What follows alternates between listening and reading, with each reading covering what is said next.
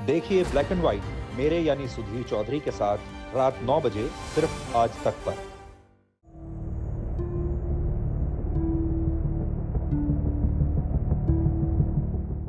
करोड़ों हिंदुओं की आस्था का प्रतीक मां गंगा खतरे में है। गंगा का उद्गम स्थल गौमुख का आकार लगातार बदल रहा है। गंगोत्री ग्लेशियर भी सिकुड़ने लगा है और ऐसा सिर्फ बढ़ते तापमान के कारण हुआ। इतना ही नहीं, अब गंगा पहाड़ों से होते हुए जब मैदानी हिस्सों पर उतरती है तो उसे वहां भी कई संकटों का सामना करना होता है और ये संकट इन दिनों कई गुना बढ़ गए हैं। कोरोना महामारी के कारण करीब 2 वर्ष बाद शुरू हुई कांवड़ यात्रा के दौरान उम्मीद जताई जा रही है कि इस बार करीब 3 करोड़ से ज्यादा कांवड़िए हरिद्वार पहुंच सकते हैं और जैसे जैसे उनकी संख्या बढ़ रही है वैसे ही गंगा पर संकट मंडराने लगा है। इस वक्त हरिद्वार में गंगा घाटों के हालात ये हैं कि वो प्लास्टिक से भरे पड़े हैं। हरिद्वार आए कांवड़िए गंगा नदी में अपनी पुरानी कांवड़ लगातार डाल रहे हैं। घाटों पर प्लास्टिक की चादरें, पॉलिथीन का खुलकर उपयोग किया जा रहा है। यहाँ तक कि गंगा जल के लिए प्लास्टिक की केन उपयोग की जा रही है जो कि प्रतिबंधित है। साथ ही पॉलिथीन हरिद्वार के घाटों पर खुलेआम बेची भी जा रही है जो गंगा के अस्तित्व पर आने वाले संकट को और अधिक बढ़ा रहा है। हरिद्वार में गंगा के सामने मंडराते इस संकट को लेकर हमने पर्यावरणविद प्रोफेसर बीडी जोशी से बात की। इस पर उन्होंने क्या कुछ कहा आप खुद ही सुन लीजिए। देखिए, ये वास्तव में बहुत भयानक प्रॉब्लम हमारे लिए क्रिएट होने जा रही है।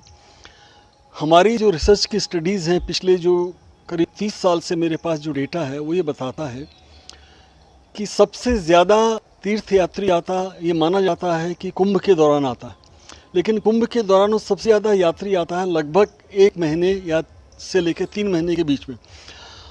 उसके मुकाबले में हम लोगों का ध्यान नहीं पहले गया था कि कांवड़ मेले में कितनी वो आती है, जबकि कांवड़ मेले का जो भीड़ का आने का समय है वो 10 दिन होता है लगभग। इन 10 दिन में महाकुंभ के मुकाबले में दुगने हमारे पास तीर्थयात्री आते हैं और हमारा रिसर्च स्टडीज़ हर की पैड़ी का ये बताता है, हर की पैड़ी से लेकर के डामकोठी तक के बीच का डेटा हमारा ये बताता है कि कुंभ यात्री में प्रति यात्री केवल 50 ग्राम कूड़ा पड़ता है गंगा नदी में। इस पे ध्यान दीजिए, 50 ग्राम प्रति व्यक्ति कूड़ा पड़ता है, जबकि कांवड़ का ये हमारे पास डेटा है 14.5 किलोग्राम कूड़ा पड़ता है प्रति यात्री। उसका कारण ये है कि जो ये कांवड़ लाते हैं वो कांवड़ें कभी कभी इतनी भारी होती हैं, उसमें बांस होता है, उसमें प्लास्टिक की बनी चीज़ें होती हैं, डलिया होती है और कई चीज़ें होती हैं और उसमें लिपटा हुआ प्लास्टिक का या एक्रोलिक का या टेरिलीन का यानी सिंथेटिक फाइबर का बना हुआ उसमें और चीज़ें जुड़ी रहती हैं।